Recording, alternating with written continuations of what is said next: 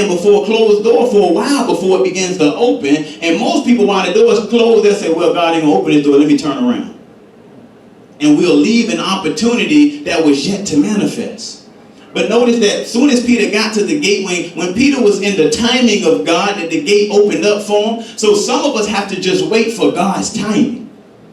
That we must not get discouraged because our timing didn't manifest. But if we will hold on to our faith and we will pray with conviction, knowing that God will produce this opportunity, knowing that God will open up this door, we just need to stand at the door and keep praying.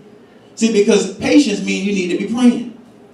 If the door is closed, then you need to be praying. It's not a time to doubt whether this door is going to open. It's time to stand on your faith and say, it looks like a mountain, but you said if I have faith the size of a mustard seed, I can move this mountain out of my way. It looks like an obstacle is keeping me confined, but if I have enough faith the size of a mustard seed, that's why prayer is a privilege.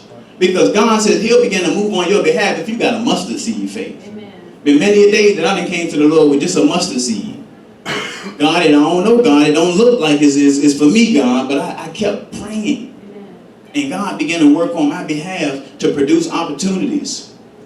And when my wife and I was going through that season of lack, because it was our own decision, but I'll never forget, I was behind on some bills. And my good friend had came over and he said, hey, brother, I want to invest in Real Mentors, which is a business that I had started. And I said, brother, if you invest in Real Mentors in this season, that money going to pay a bill. He said, no problem, brother. Let's go get the money out. So we went to the store. He pulled out the money. We went back to the house. And he's like, hey, man, how come you got so much freedom even in the midst of what you're dealing with? I said, man, I just truly believe that God is going to do it because I can't do it. I said, I recognize that I'm too weak for what I'm dealing with, but I know that God can do it. And he said, man, brother, your faith greater than mine. He said, because me, I've been looking for another job by now. I said, God will make a way. So we're sitting on my porch, and we're just talking, and he said, all right, brother, I'm getting ready to go. I said, all right. I gave him a handshake. He got in his car, but he sat in his car for a good 2 minutes. And while he was sitting in his car, before he turned it on, a lady in my neighborhood came around the corner and pulled right in front of my house and actually blocked his car in. She blocked his car in and got out and said, excuse me, you have 3 cars sitting right here. I know you can't drive them all. I said, no, ma'am. She said, well, would you sell one of them? Yes, ma'am. I said, I'll sell it right now. She said, well, how much would you sell it for? I said, $1,400. She said, do you take checks? Yes, ma'am. The lady ran to her house, got her checkbook, and wrote me a check while my friend was still in the car. She pulled off and went to her house and said, I just want to test drive it. I gave her the keys. My friend in the car with his jaw just dropped. And all I could do was point.